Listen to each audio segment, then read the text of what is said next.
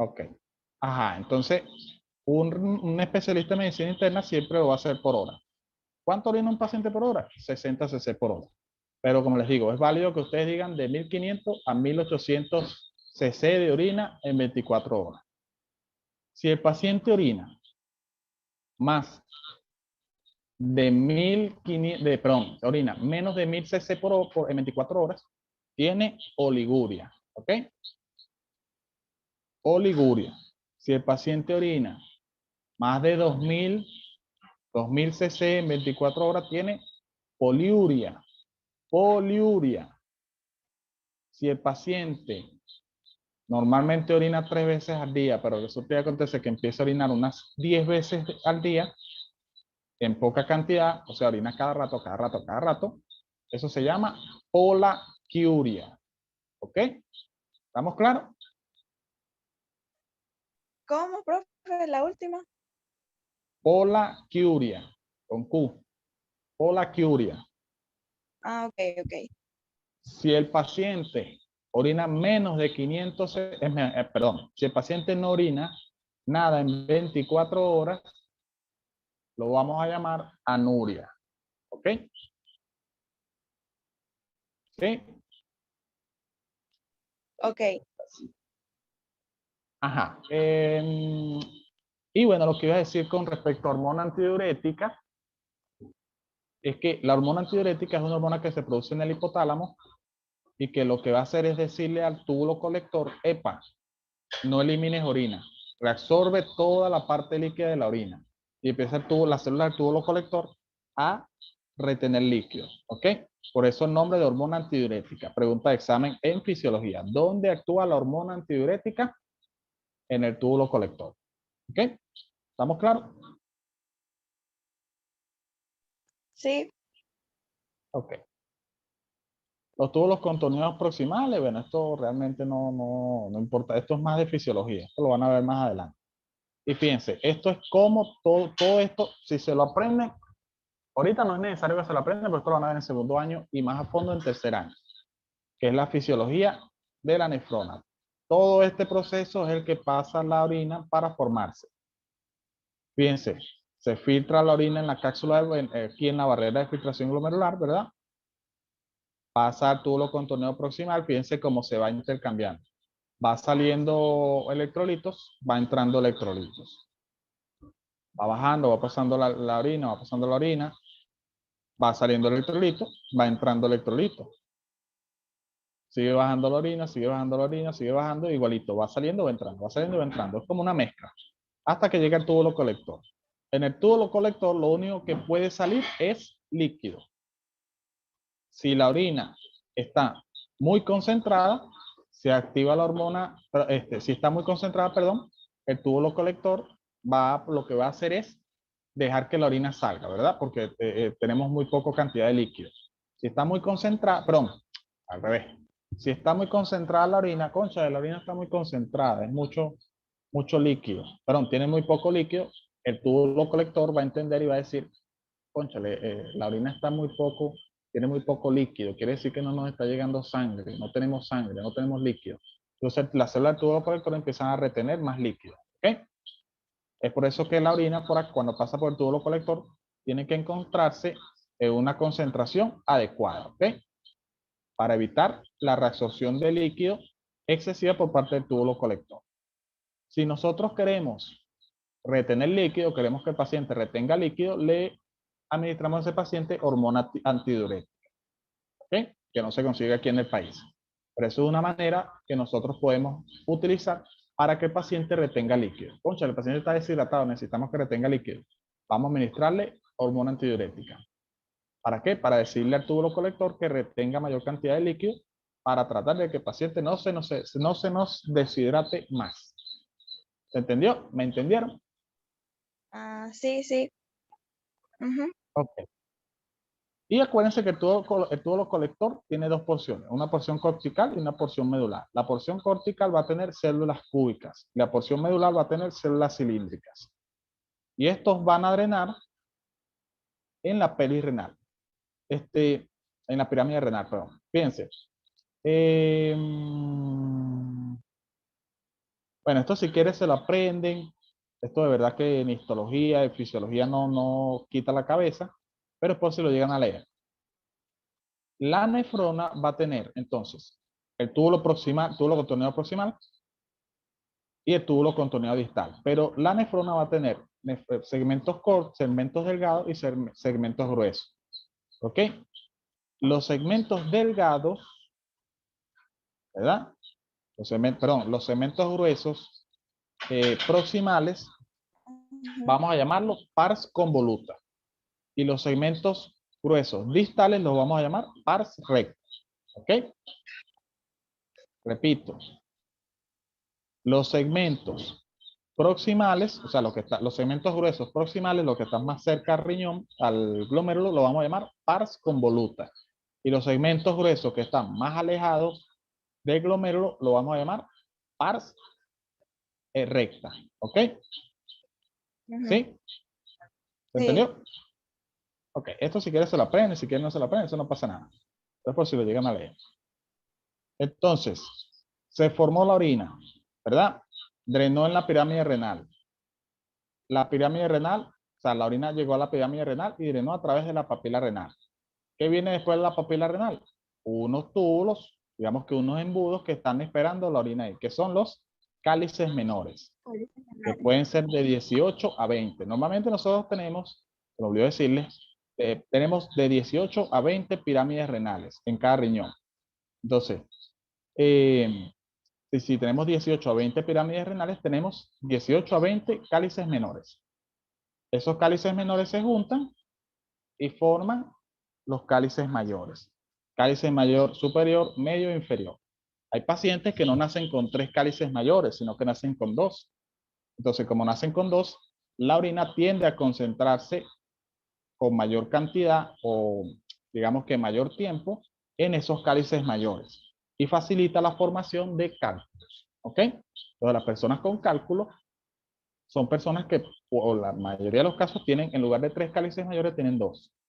¿Ok? Esos Ujú. cálices mayores van a juntarse y van a formar esto que está aquí, que es la pelvis renal. ¿Ok? Y la pelvis renal va a continuarse con lo que es el ureter. ¿Ok? Ujú. Ajá. Bueno, y las otras células que están en el riñón son las células intersticiales. Estas células intersticiales son las que se ubican en todo el riñón. Es decir, que van a estar entre la nefrona, entre las pirámides renales, entre las columnas renales. O sea, son las que van a estar dispersas. ¿Ok? Formando parte de lo que es el estroma renal. Y esas van a ser, fíjense, las células intersticiales de la corteza van a ser fibroblastos, macrófagos y células que producen eritropoyetina. ¿Ok? Pregunta de examen. ¿Quién produce la eritropoyetina en el riñón? Las células intersticiales del riñón. ¿Dónde van a estar las células intersticiales del riñón? Dispersas en todo el tejido renal. ¿Ok? Formando parte del estroma renal. Acuérdense que el estroma es la porción del órgano, que es la porción de sostén del órgano. O sea, lo que sostiene al órgano es el estroma. Y la parte funcional es el parénquima. Parénquima. ¿Ok? En este caso, el parénquima del riñón, ¿cuál es? La nefrona. ¿Ok? Que piensa que estaba formado por un epitelio. Ujú. Y el estroma es tejido de sostén. Entonces, en el estroma vamos a encontrar unas células llamadas células intersticiales. Esas células intersticiales van a ser en la corteza fibroblastos, macrófagos y células que producen eritropoyetina, que hoy en día no se les ha dado nombre. Anteriormente se le llamaban células E, pero se les quitó los nombres de células E y se llaman nada más células que producen eritropoyetina o células intersticiales. ¿Ok? Y acuérdense, la eritropoyetina es la que produce la eritropoyesis. Si un riñón es Ujú. dañado, el paciente no va a producir eritropoyetina. Vamos a suponer que es un paciente que casualmente le quitaron un riñón, ¿verdad? Y está en diálisis, porque obviamente un riñón, o sea, puede vivir con un solo riñón, pero entonces el otro riñón le empezó a funcionar inadecuadamente y entonces está en diálisis. ¿Qué va a pasar con ese paciente? Como no, el riñón que tiene no funciona adecuadamente, no produce eritropoyetina, va a empezar a sufrir de anemia. ¿Qué vamos a hacer con ese paciente? Vamos a empezar a administrarle eritropoyetina para que se mantenga su producción de glóbulos rojos y no se ponga anémico, porque la anemia lo puede matar. Esos son pacientes que se ponen anémicos, la hemoglobina le baja a 3, a 2 y mueren. Y en la médula vamos a encontrar solamente miofibroblastos. Ajá. Ok. De aquí en adelante la cosa es muy fácil, muy sencilla. Entonces tenemos el uréter, que va a contener 3 capas. De adentro hacia afuera van a ser la capa mucosa, que es la más interna, la muscular, que es la media, y la adventicia, que es la externa. La capa muscular, perdón, la capa interna o mucosa va a contener un epitelio, que lo vamos a llamar urotelio. Ese urotelio va a ser un epitelio estratificado cúbico. ¿Ok? Epitelio estratificado cúbico, no queratinizado. Obviamente todos estos epitelios no van a tener queratina. Y a medida que va avanzando, que va bajando el uréter, el número de células va aumentando, va aumentando, va aumentando, va aumentando. Y esas células vamos a llamar células en sombrilla. Eso si se lo aprenden, no, eso no importa. Lo importante es saber que es un epitelio estratificado cúbico. Luego viene la capa muscular o cile. Cile significa que la capa muscular va a estar constituida a su vez por 2 capas. Una capa circular interna y una capa longitudinal externa. ¿Ok? Y luego viene la adventicia. ¿Por qué es importante la capa muscular? Porque el uréter va a tener capacidad para contraerse. Vamos a ver si tenemos una. Aquí está. Entonces, fíjense, esto que está aquí es el uréter, ¿verdad? Que va desde el riñón, desde la pelvis renal hasta la vejiga. Entonces va a tener la capa interna, que es la mucosa, que tiene urotelio. Acuérdense que el epitelio es un epitelio, el urotelio es un epitelio estratificado cúbico. La muscular y la adventicia. ¿Por qué la muscular es importante? Porque el uréter se va a contraer. Él va a contraerse, va a contraerse, va a contraerse para ayudar a llevar la orina desde acá hasta la vejiga. ¿Qué es lo que pasa con los cálculos? Un paciente tiene un cálculo, va bajando, va bajando, va bajando y el cálculo se para en el uréter. Entonces el uréter va a tratar de eliminar esa obstrucción. ¿Qué va a hacer? Va a empezar a contraerse, se contrae, se contrae, se contrae, se contrae, cada vez se contrae más fuerte, cada vez se contrae más fuerte y produce dolor. Y eso es lo que produce el cólico nefrito. ¿Entendió? Sí. Ok. Luego vamos con la vejiga. La vejiga es un saco, es una estructura músculo-membranosa. ¿Ok? Y es un saco, eso es una bolsa. La vejiga cuando está flaquita es una bolsa, es igualito, tal cual como una bolsa. Cuando está vacía, sus paredes están así pegadas. Cuando ella se llena, se abomba, como la vemos en la imagen. O sea, la vejiga no siempre está así abombada. Cuando está llena de orina, sí. Pero cuando no está llena de orina, está pegada. Ajá, fíjense, la vejiga rapidito. Anatómicamente, ¿cómo va a estar constituida? Va a tener una cara anterior, una cara posterior y va a tener 3 bordes. Un borde superior, que lo vamos a llamar fondo, fondo de la vejiga, y 2 bordes laterales. ¿Ok? Y va a tener 3 orificios. 2 orificios laterales por donde van a entrar los uréteres y un orificio medio por donde va a conectarse con la uretra. ¿Ok? Y fíjense que entre los orificios se forma una estructura triangular que se llama trígono vesical. ¿Ok? Trígono vesical. Eso desde el punto de vista anatómico. Desde el punto de vista histológico va a estar formado igualito por 3 capas. Una capa interna mucosa que va a contener un epitelio cúbico estratificado. ¿Ok? Una capa muscular que va a tener un cile igualito, circular interna con longitudinal externa y una capa externa o adventicia. La capa muscular de la vejiga se va a llamar músculo destrusor. ¿Ok? Músculo destrusor. Y ese músculo tiene en cierta forma control, o sea, nosotros tenemos control voluntario de ese músculo. Es uno de los pocos músculos lisos que nosotros podemos controlar hasta cierto punto. ¿Por qué? Porque nosotros cuando la vejiga se llena, se estimula el músculo destrusor, ¿verdad? Cuando la vejiga se llena, se estimula el músculo destrusor y manda una señal al sistema nervioso.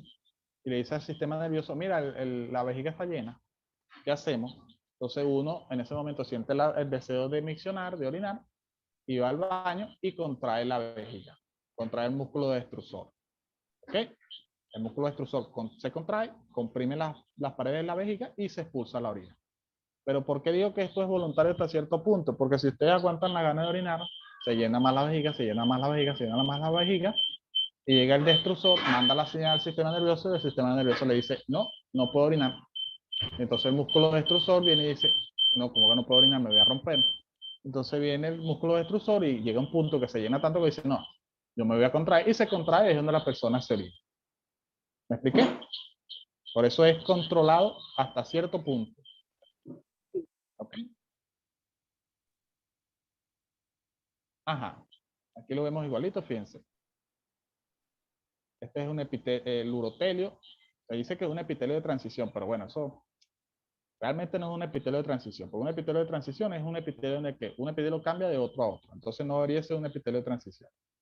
Es válido decirlo, sí, porque salen en los libros, pero pueden decir que es un epitelio estratificado cúbico, igual al del ureter.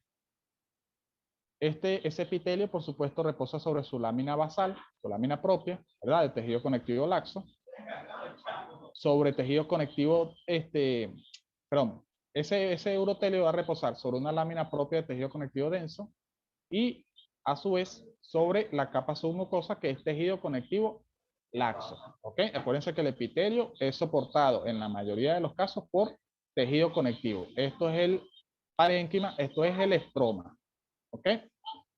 Por debajo del estroma estaría entonces la capa muscular, que es la fulana, el fulano músculo destrusor. Y por fuera la capa adventicia, que es la que va a contener vasos sanguíneos, ¿ok? Venas y arterias. Y por último tenemos la uretra.